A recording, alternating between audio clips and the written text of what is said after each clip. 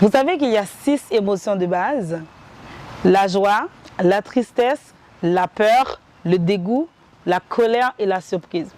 Aujourd'hui, le sujet principal de la vidéo, c'est sur la colère. Pourquoi? Parce que les enfants vivent toutes les émotions dont je viens de citer, mais l'émotion la plus dérangeante pour les parents, c'est la colère.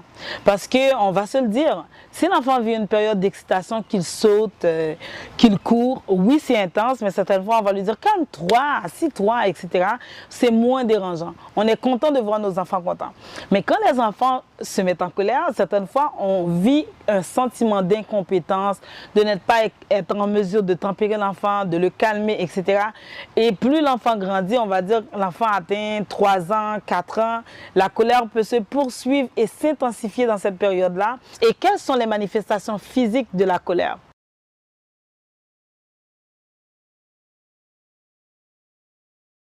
Un battement de cœur plus intensifié, l'enfant n'est plus capable de respirer comme il faut, il crie, il tape du pied, il se jette par terre, il lance des jouets, il frappe la personne à côté de lui. Si on essaie de le calmer, et là il commence à tirer des coups de poing, tirer des coups de pied. D'un enfant à l'autre, l'intensité de la colère peut varier. Évidemment, le tempérament est le facteur qui va jouer dans l'intensité de celle-ci. Et qu'est-ce qui arrive dans la période de la colère? Surtout quand la colère est vécue dans un moment où est-ce qu'on est en public, dans un centre d'achat, devant les amis. On veut montrer qu'on est compétent comme parent. Et certaines fois, le piège dans lequel on tombe souvent, c'est de la surintervention. On veut tout de suite répondre à un besoin. Ce qui vient nous déranger, c'est le contexte. Certaines fois, quand on est zen, on a plus une facilité à aborder la colère ou bien à accepter la crise de l'enfant. Et l'enfant, ce à quoi il est habitué depuis qu'il est tout petit, c'est que je crie et tu réponds à un besoin. Mais plus l'enfant grandit, mais plus il va devoir apprendre à fonctionner à l'intérieur d'une structure. Et c'est ce qui provoque de la colère chez eux. Et généralement, quand on tombe dans la surintervention, c'est qu'on veut tout de suite répondre à son besoin. On lui offre un jouet, un deuxième jouet. On lui offre d'être dans les bras. On le suffoque.